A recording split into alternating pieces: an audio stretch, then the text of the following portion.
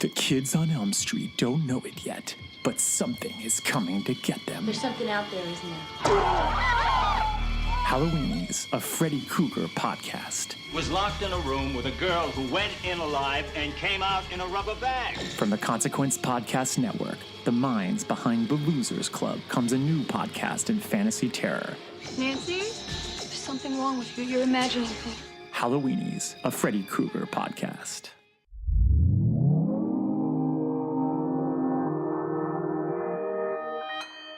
Consequence Podcast Network.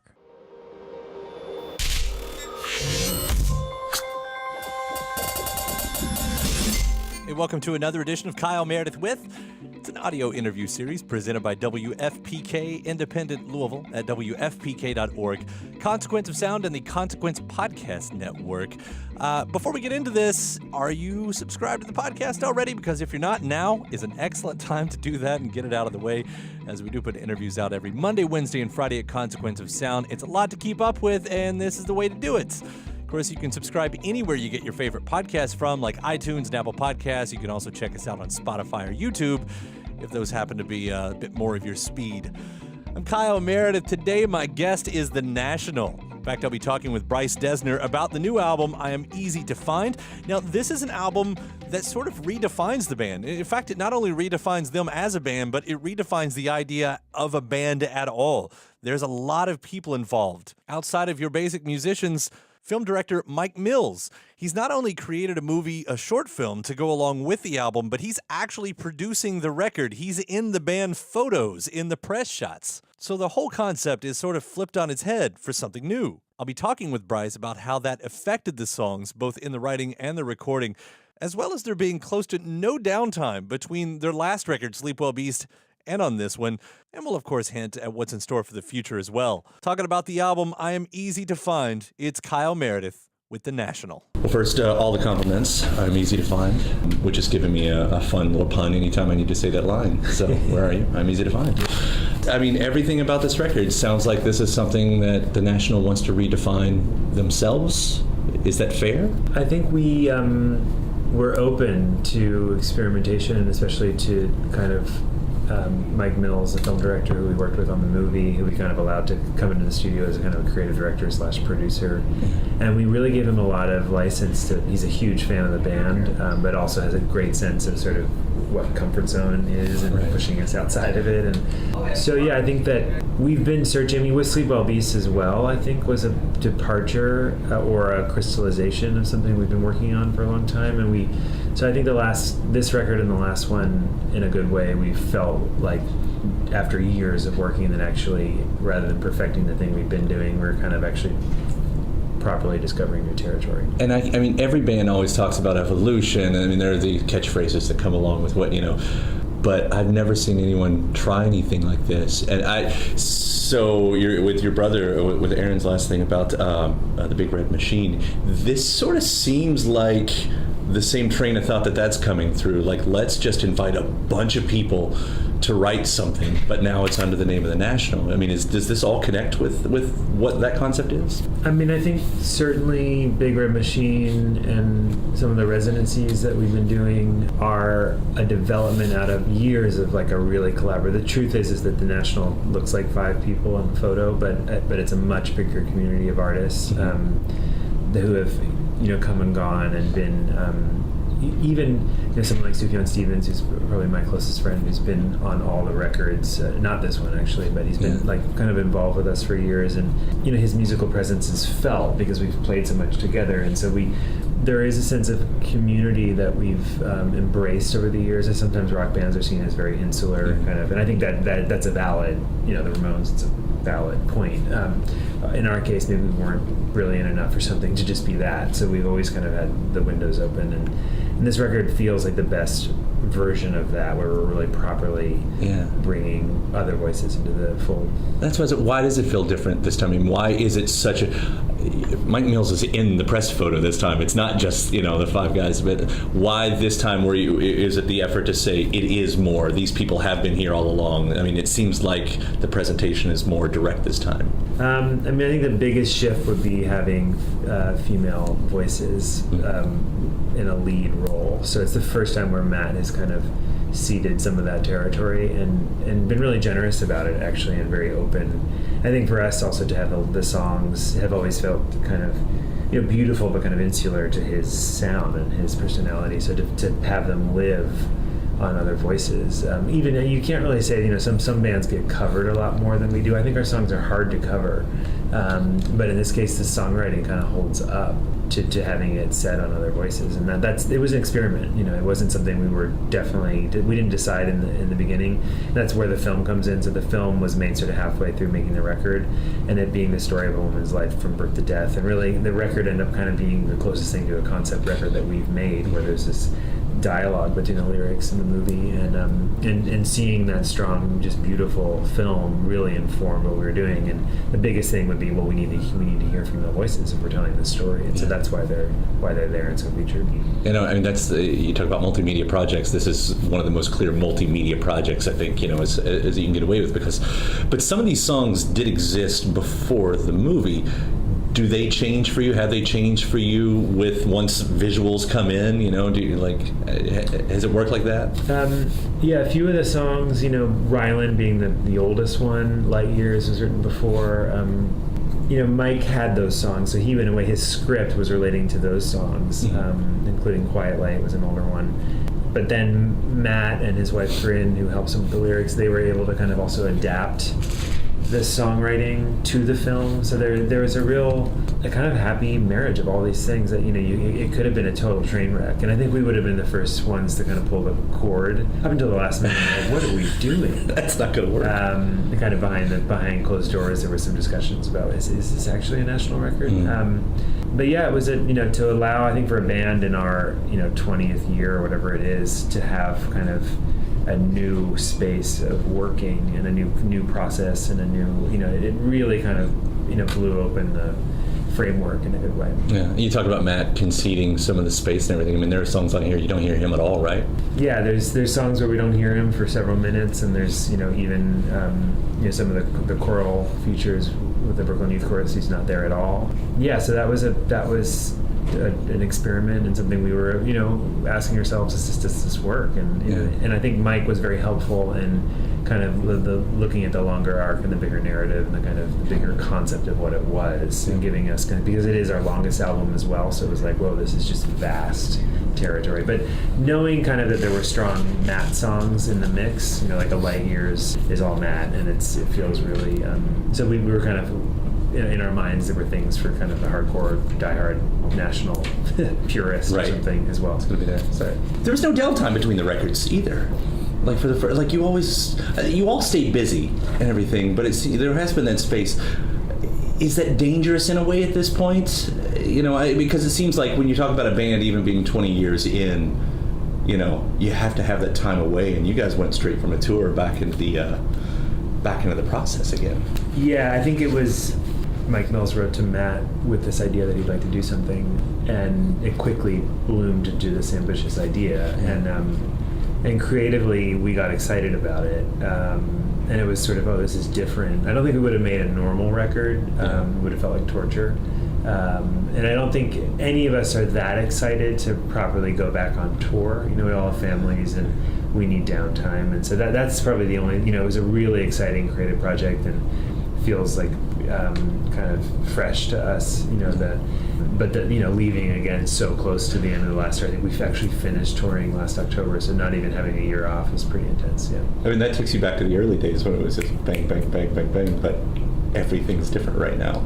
Everything's different, and I think the music industry and the space that it's in, we don't even fully understand what it means to release. We're still making albums where we realize that streaming culture is really more focused on singles, and so in a way we kind of exist outside of that entire economy. Yeah. But it does seem like our audience is excited for new music, and so we're going to go do it. It's interesting because I hearing these songs as singles as we do, it doesn't really. You can tell that you need to hear something more in it. I mean, it's not that they just. I don't know. Yeah, we don't make. Occasionally, we've had songs work at radio in a kind of stronger sort of single way, but we don't necessarily make them for that. We really do think of the album. Yeah. as a collection of songs. So can I ask you about the other stuff? You always seem to be tied into something else outside of the National. Has anything been announced out of that yet? I mean, I recently have, just a month ago, released a record of piano music that I wrote called El Chan. That's with probably the two most famous living French pianists, or sisters who are in their late 60s, Katja and Marielle Lebec. And I written a series of pieces for them, including a big piano concerto that they recorded with the Orchestra Paris. So that's like a giant project that I did, and was inspired by my work with Alejandro Inarritu, the Mexican film director. So it has a kind of film tie-in as well. So he did the cover. So that's kind of been a fun project to work on. And that's the fun thing about watching you all, because rock band, broad statement, and then everything you do out of that seems to be so counter to the idea of rock music or whatever.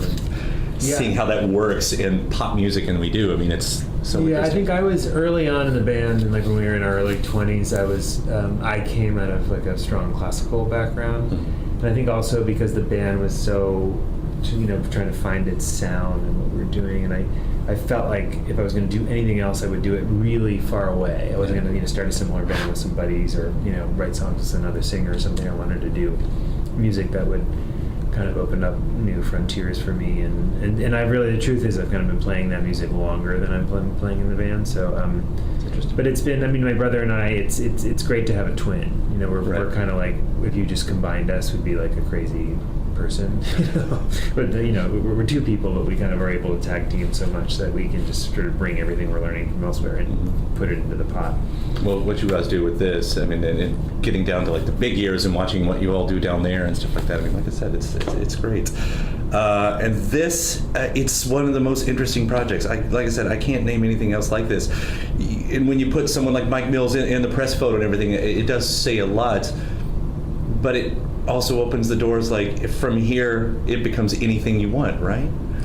That's a good point. We haven't even talked about it. Nor I would expect you to at this point. But I think that, the band to be kind of become a collaborative vehicle for ambitious ideas and projects feels exciting to me. Yeah. So especially since we have these kind of, by national terms, kind of classic albums, and songs that people love from those albums and whatnot. It's, we could keep trying to write more of that, or we could actually try, creating these experiences that maybe push things a little bit. I think is more exciting. I'll say a nerd thing here, that there's another Mike Mills who doesn't have a band right now and works with classical musicians all the time. So if you want to pick up the REM bass player there. Yeah, REM is Mike is a friend. He and Michael Stipe were big supporters of us early on. Mm-hmm. Make it happen. Yeah. Make a nerd thing happen. All right, man, that's it. Thanks, Kyle. Thank you so much. Big thanks to Bryce Dessner of The National. Again, the latest record, I Am Easy to Find. Now, it was just on the last album cycle, 2017's Sleep Well Beast, that I got on the phone with lead singer Matt Berninger. So I thought we'd include that interview here as well. This was a moment where Matt was singing songs of love and relationships, but blurring the line between that side and the commentary reflecting the world at large, especially at that moment. So a little bonus one for you to enjoy, part 2 of Kyle Meredith with The National. How are you, man? I'm good. How are you? I'm all right.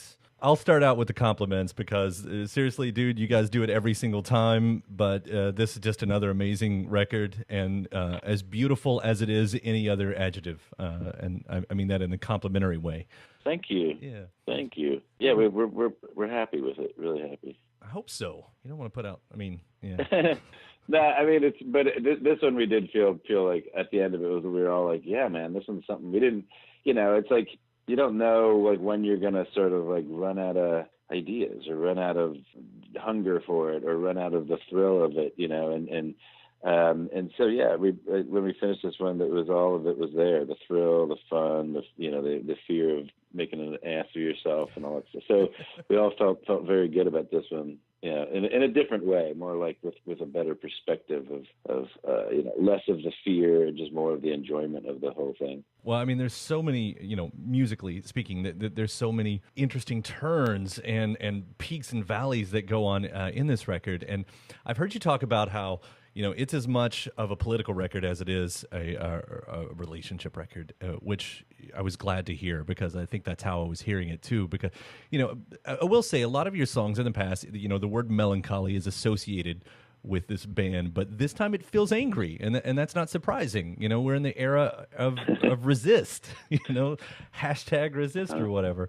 And that's kind of where I wanted to start too, because, everything happens and you've got a record to write. On one side, it's almost like any artist, what they write is going to be associated with what's going on out there. But when you're writing it, did you know that you were heading straight on into that storm? Well, I mean, with regard to like it being a political or a relationship record, it's like I really do, and I don't mean this in like to hedge or to avoid, but like all of our records are somewhere in between, like, about relationships and about politics, and it's really blurry. It's always been blurry for me.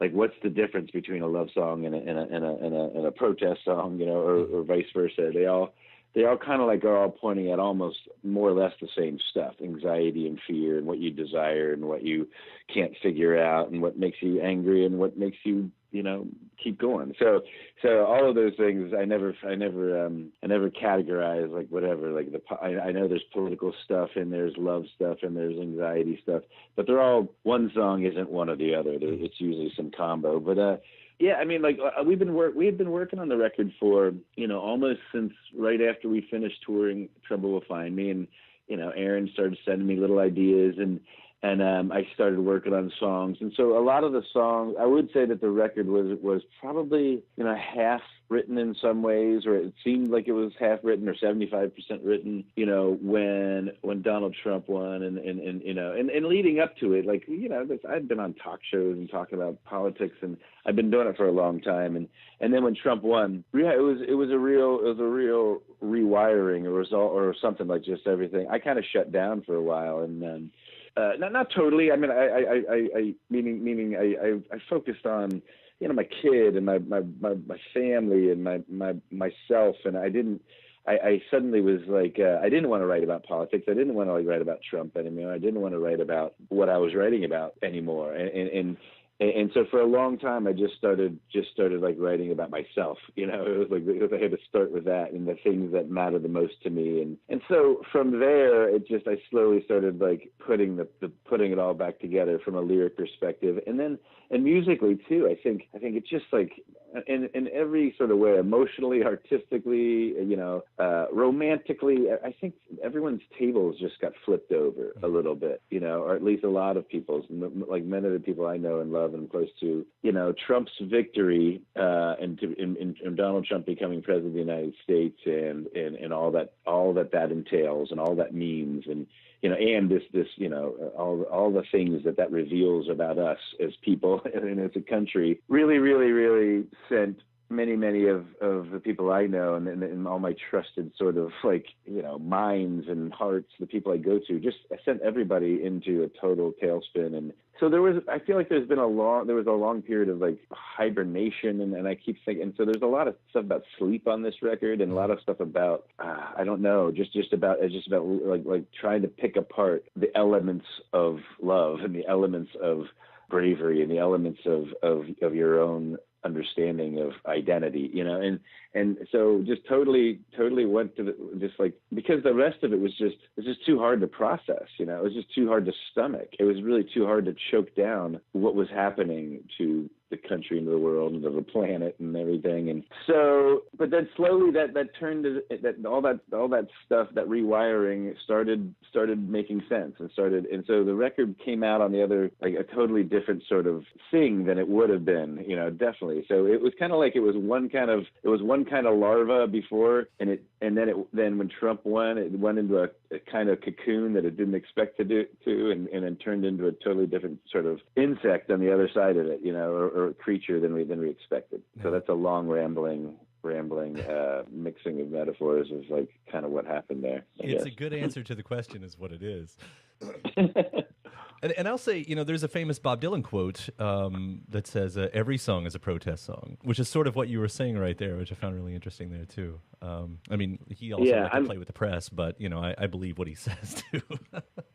I mean, and I think every honest attempt at like every like decent like work of art or whatever, even like a great TV show or a great novel or a great painting is an expression of protest against against the way things are, in some way, meaning it's a piece of fiction trying to look for something or look for an answer that doesn't exist, even if it's just looking for a bit of laughter or a bit of like happiness, or there's a picture, it's a painting of a sunset. That was a protest painting because it was like it needed to hold on to that sunset, and when in real life you can't. Yeah. So I totally buy into that, and I believe that too. So I don't ever like when things are like categories are like, oh, they're political songs, or that band is a political artist, or that kind of thing. Yeah, but there are. Although I also don't care. I also don't care about these labels either. I'll wear them all. I don't care. But there are moments on here that I will say is well timed to reflect how we feel. With all of that said, like the first time I heard Turtleneck, which I did not expect a song like that specifically on this record, and it was almost just like one of those great releases, just an explosive moment. Yeah, that came really late. That came like sort of after maybe that song is the most just like basic visceral reaction to Trump, and it's not even really that much of an academic or mental. I don't even know what half of it means. I can't tell if it's about sex or about just fashion or about racism, or I can't tell what it's about. But it's just one of those things that came when I finally came out of like the fog of sadness, and then I was able to muster the energy for anger. That's when the song came out. Yeah, the 12 steps: sadness, anger. That's what this record sleep, is. 12 steps of the National. Repeat, get drunk, have sex, repeat. So yeah. And so when I got to that phase of anger and just catharsis or something, that's when Turtleneck happened. And it's funny, none of us expected we didn't expect to ever write a song like that again. And it just felt like it was I wrote a lot of angry songs like that, like Available and Able and stuff like that. And I didn't feel that anymore. I didn't feel those teeth. I didn't have that kind of anger anymore until recently. So Turtleneck was not something any of us expected either. And I can't even tell about how I feel. It's so fun to perform. When I'm in my 60s, that's going to be another weird one to perform, I think. But we'll see. I often wondered that about an artist, if there's any kind of foresight when you do something like that. Like you have one of those like high range parts where you've got to hit the highest note in your that possible, and it never occurs to you, and it shouldn't, by the way. I think like, oh God, how am I going to do that in 20 years, because then you would miss the point of greatness, I guess. But it's some of it is like, it's not so much the notes. I never care about the execution. It's the sentiment. It's the idea. It's like sometimes very well you're going to be really humiliated by even having this feeling or writing this lyric, and like, am I really gonna sing that out loud when I'm, hopefully older and wiser? And that's what's so funny about it. But because you would see Leonard Cohen, sing these songs about his heart on, right. Don't go home with your heart on, and he's like an old man singing about that. Right? And for him, it probably was certainly still a prescient topic, but it was like, so there are things like that. There are a lot of songs like that sometimes I'm like, yeah, God, I'm gonna be embarrassed. If I'm so lucky to be performing these songs into my 60s and 70s, that's gonna be, I'm gonna look like an idiot then. But that's fine. I'm happy to risk it.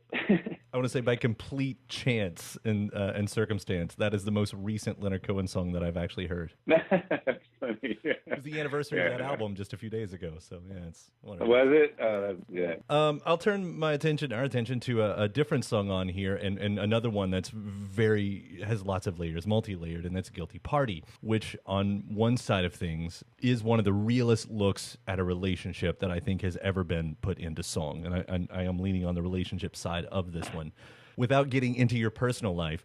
But knowing that you write some of these lyrics with your wife, she is a writing partner, and you have a song like this, like, to me, that feels like one of those moments where everything's on the table and could potentially be a really uncomfortable moment.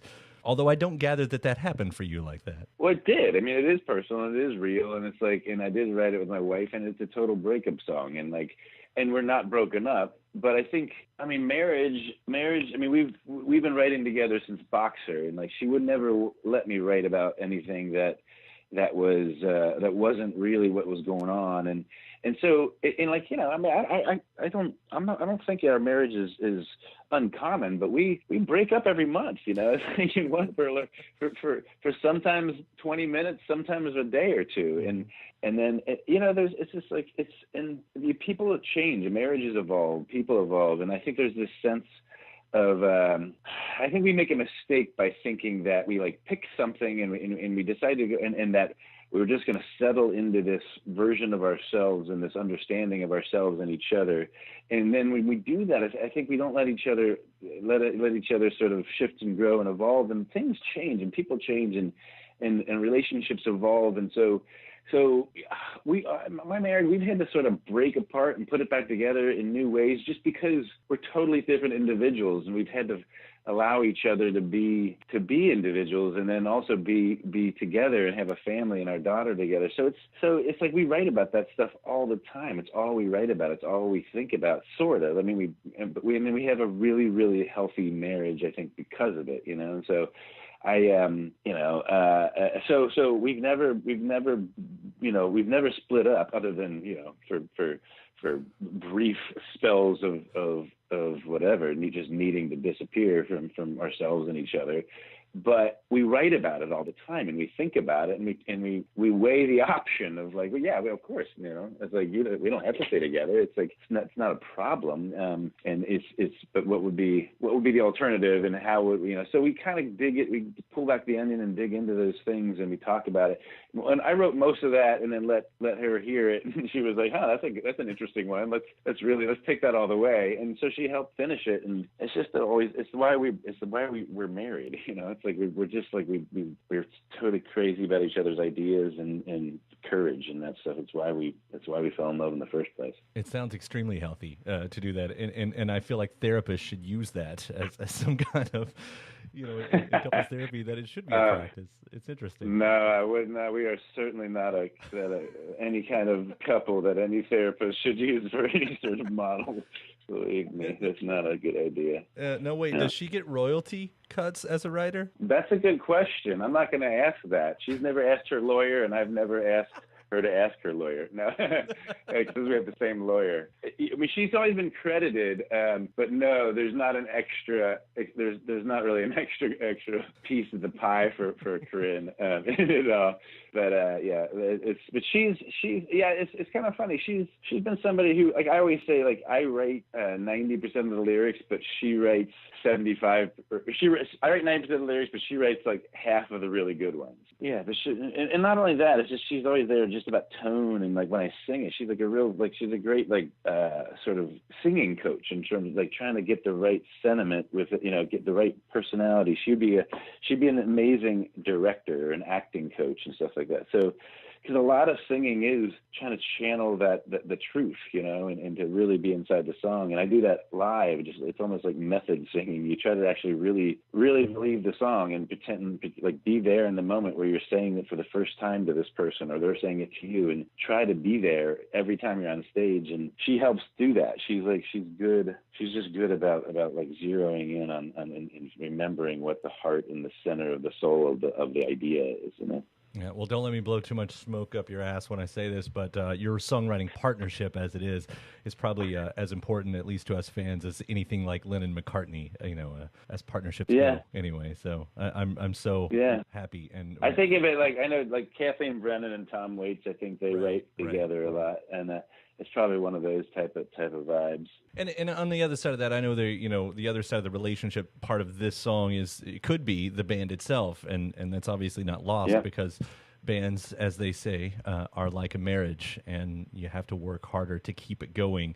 And to see the National outlast so many of your peers, it started around the same time. I almost feel like this song is sort of an interesting testament to all of that, for the career. Yeah. A lot of this stuff is sometimes I think about. I feel like sometimes I'm singing about Aaron or Brian or the band or, you know, just whatever. It's like, you know, there is, or like the label or other people, you know, it's like it's not always, all these things are kind of really, when I'm listening to them or performing them or even, you know, recording them, it's a pretty fluid sort of who and what everything's about, but the emotional sort of center of it all is all genuine and truthful. I guess the emotional part of it. Yeah, and, if you take some of these lyrics that people will call dark, and you try to put them into more of a funny state, which you've been able to do with your lyrics off and on throughout your career too. In the context we're talking about here, I started looking at those words, "I'll still destroy you," which creeps up in a couple songs. And I thought, isn't that a funny thing to say, as you're in the bus with your band members and it's getting heated? Just over their heads. Yeah. I mean, the source of that is such an innocent sort of thing, but then in the context of the record and the song and the times and all that kind of stuff, and in the context of the other songs, it takes on a bunch of different sort of spins, which is I love that when you have an idea for one thing and then you recontextualize it and it means so many different things, and some of it's just accidental too. Right, Matt. It was great, dude. Man. Take care. Talk to you soon, Kyle. Later on. Bye. Bye. From a 2017 interview with Matt Berninger about the Nationals record Sleep Well Beast. And again, thanks to Bryce Dessner for the new interview. Their latest record is called I Am Easy to Find. And with the idea of the National family, if you search further down in this series, wherever you're looking for, Bryce's twin brother Aaron Dessner last year teamed up with Justin Vernon for the Big Red Machine album. We've got an episode with Aaron as well. As for now, though, please don't forget to hit that subscribe button wherever you're listening from. YouTube, Spotify, iTunes, Apple Podcasts, wherever you get your favorite podcasts from.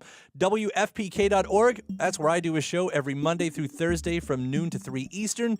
Consequence of Sound has your music and film news. You can find me at Twitter at Kyle Meredith and Facebook/Kyle Meredith. And that does it for another edition. I'm Kyle Meredith.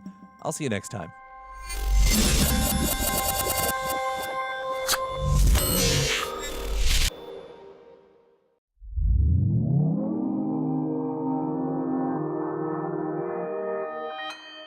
Consequence Podcast Network.